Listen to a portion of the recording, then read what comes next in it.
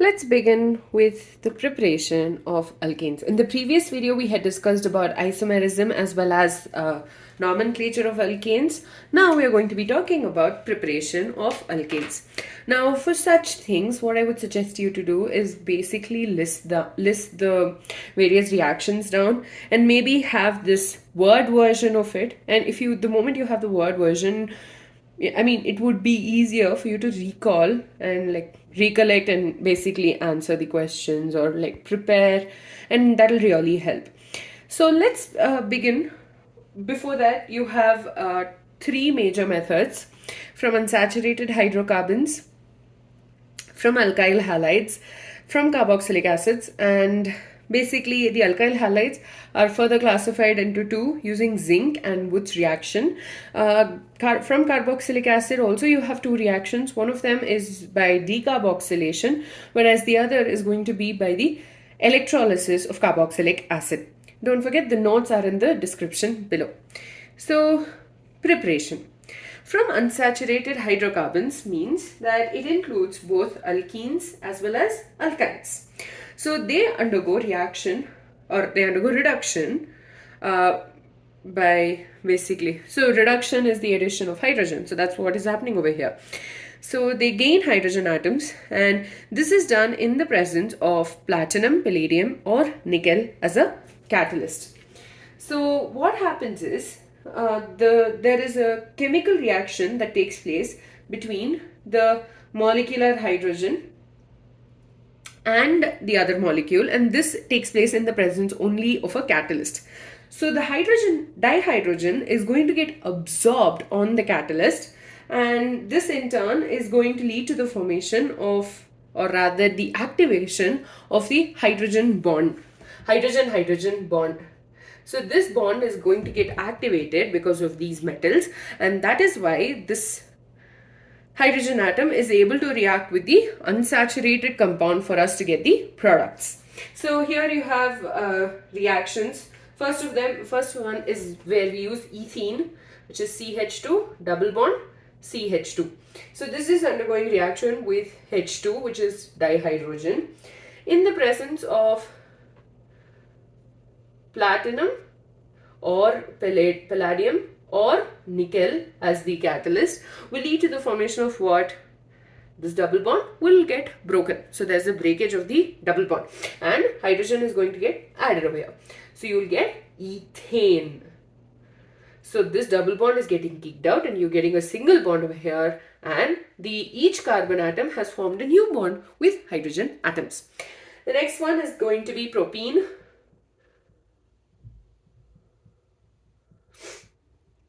So propene is going to react with dihydrogen gas in the presence of platinum, palladium, or nickel to give us, this double bond is also going to break. So it's going to give us CH3, CH2, CH3, which is propane.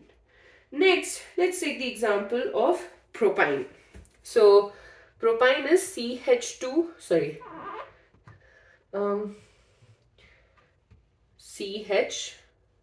triple bond C triple bond 1H, and CH3.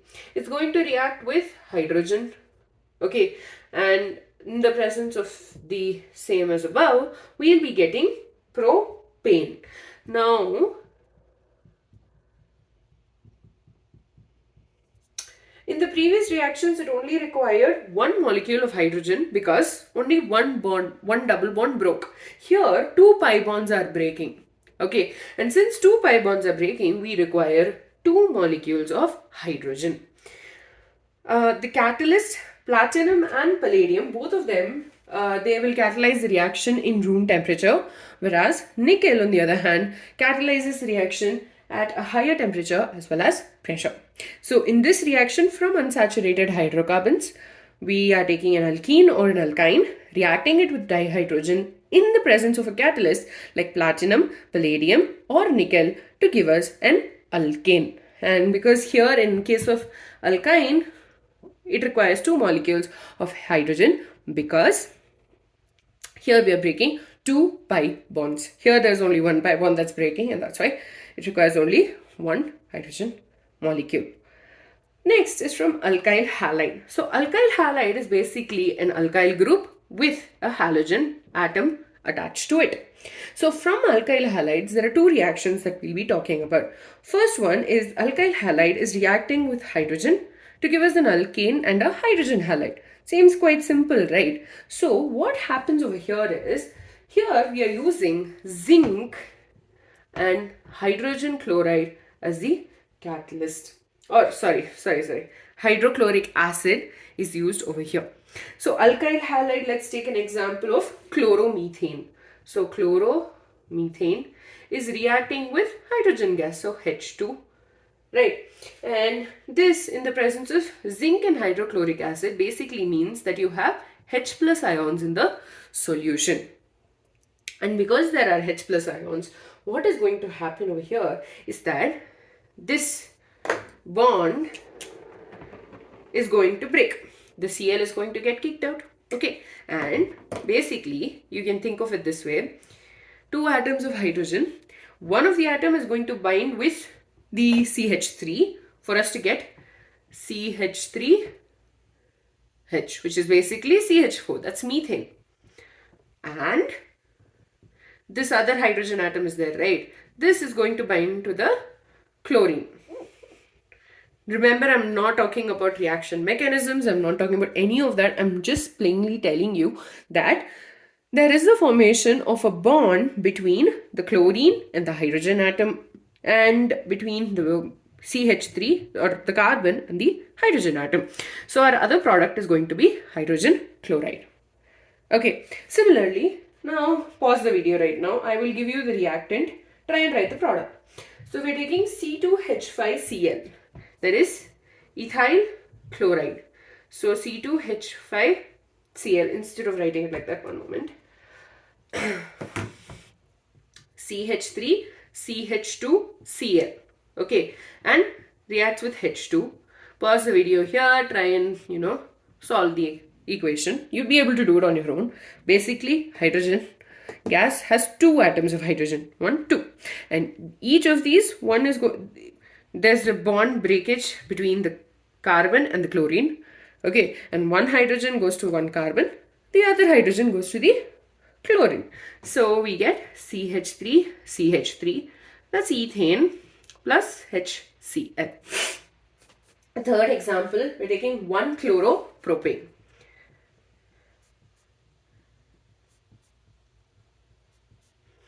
Is reacting with hydrogen. Same logic. There's a bond breakage between chlorine and CH2. That gives us the product propane.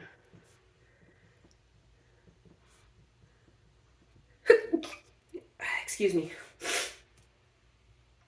Quite simple, right? The next one is going to be Wood's reaction. It's a named reaction, means it's very important, okay? Anyways, alkyl halide is reacting with sodium in the presence of dry ether to give us an alkane and sodium halide. Now, before I write the reaction and we talk about that, there's one thing I'd like to say. The reason we are using dry ether is because if you remember, or I don't know if you know this by now, but sodium is highly reactive. Right. In your S block, I'm sure you would have learnt about the high reactivity of sodium and how it has to be stored in kerosene. So there is not one, even in contact with one molecule of water, it will lead to an explosive reaction. So, you can look up reaction with sodium and water. It's quite fun. Anyways, so alkyl halide reacts with sodium in dry ether. The reason we are specifying that we are using dry ether is because the ether, the solvent that we use, does not have a single molecule of water. It is removed completely. So that's why we're using dry ether. That gives us an alkane and sodium halide. So over here, the alkane actually has double the number of carbon atoms than the alkyl part of the alkyl halide. And the reason is because, I will tell you that right now. So let's take, for example, reaction with, we're taking bromomethane and reaction with sodium. Okay. So bromomethane is CH4Br. Okay, and this is going to react with sodium. Now, what? Oh, CH3Br. I am so sorry. I'm so sorry. CH3Br and sodium. Now, what happens is the sodium atom actually reacts with two molecules of alkyl halide. Okay, and so what happens is this entire set gets removed. Okay, and this is also, I mean, obviously taking place in the presence of dry ether. So there is a new bond formed between the alkyl groups of the alkyl halide. So here you will get plus NaBr. So what is happening is the sodium atom is reacting with both the alkyl two molecules of the alkyl halide. Okay, so because it is reacting with two of them simultaneously, what is happening is 2NaBr is removed. The moment that 2NaBr was removed, the alkyl groups of the alkyl halide formed a bond in between those two. So the next example is we're taking the example of bromoethane. Pause the video here and try answering it on your own. So bromoethane is going to be CH3CH2Br plus 2Na plus Br CH2CH3. Okay, and you have the formation of the product, which is 1, 2, 3, 4. 4 carbon atoms long. So it's going to be butane. Methane, ethane, propane, butane. Butane plus space constraint. That's why I'm writing it like that. NaBr. So here we're getting butane. So what we've done is we've removed these 3. And it goes out as NaBr. Now, let's take a case where we have an alkyl halide, I mean, 2 different alkyl halides. So, we're taking the example of methyl bromide or bromomethane plus bromoethane. So, we're just taking this and this, and let's see what happens. So, bromomethane reacts with sodium, because the reaction takes place in the presence of sodium, reacts with bromoethane to give us what? And this, again, all these 3 take place in the presence of dry ether. Just because I'm not mentioning it over there due to space constraint does not mean, it's not there. So what happens here also, this part gets removed. Okay, and here you have the formation of CH3, CH2, CH3 plus 2NaBr. Basically, we are getting propane. So in this reaction, Wood's reaction, an alkyl halide is reacting with sodium in the presence of dry ether to give us an alkane with more number of carbon atoms than the alkyl halide. Notice I'm not telling it's double the amount or triple the amount. It's just more number of carbon atoms than the alkyl halide, and sodium halide is the other product which is formed, and this takes place in the presence of dry ether because sodium does not like water much. Next is from carboxylic acid. So the first one is decarboxylation. So decarboxylation involves the reaction of the sodium salt of carboxylic acid, which is basically RCOONA, reacts with soda lime.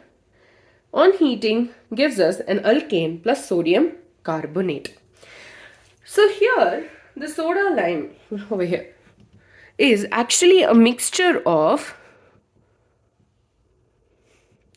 it's a mixture containing 2 substances, sodium hydroxide and calcium oxide. So it consists of 2 substances, sodium hydroxide and calcium oxide. Now what happens is there is an elimination of carbon dioxide from carboxylic acid, and this elimination of carbon dioxide from carboxylic acid is called as decarboxylation. Okay, so excuse me. So we are using the sodium salt of carboxylic acid. So here we are taking the example of sodium ethanoate.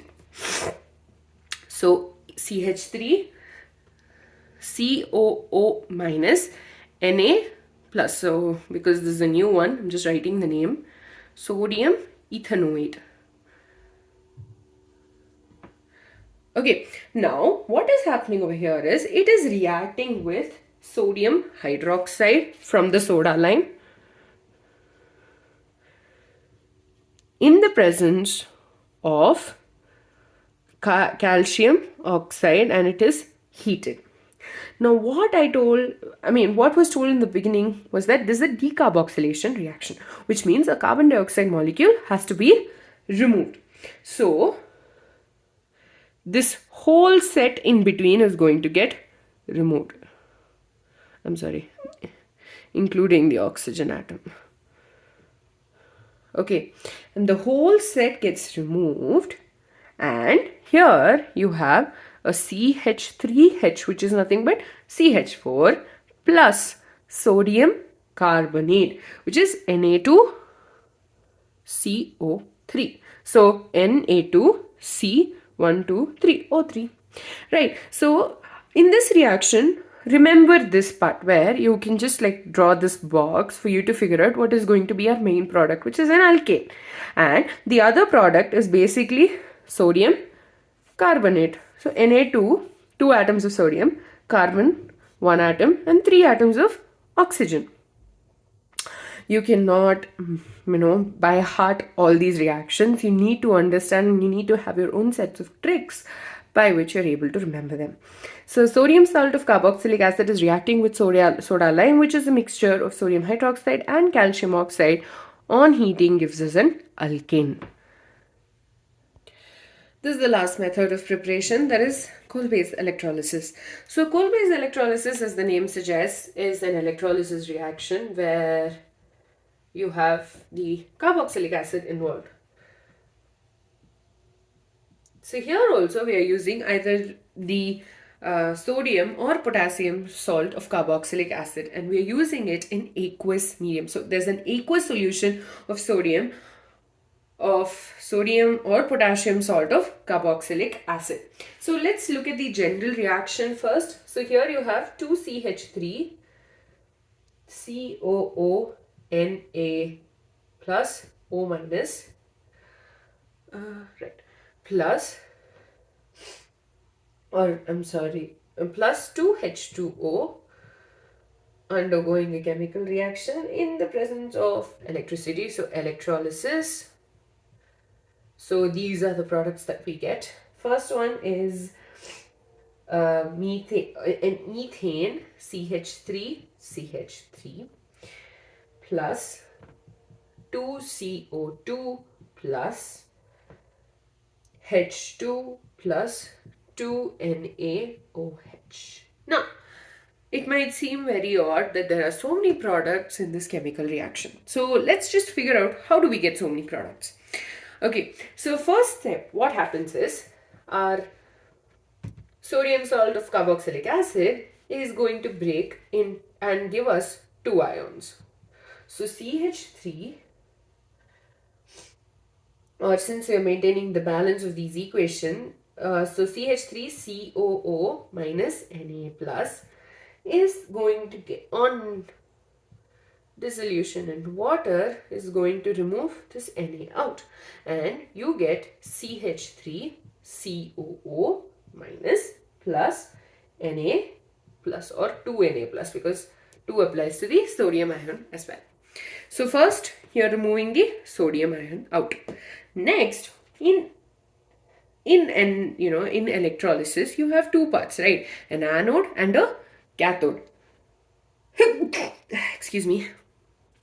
Anode is where you have the release of electrons. Cathode is where you have where they basically take in the electrons. So here at the anode, what is going to happen is, let's take the carboxylic acid or carboxylate ion,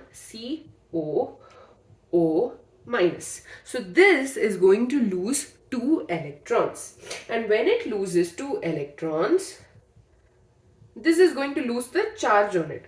Okay, so you get 2CH3 COO, and it has 1, 2, 3, 4, 5 electrons because one of them has formed a bond. And what happens further, this is called an acetate free radical. I'm so sorry, this is an acetate ion.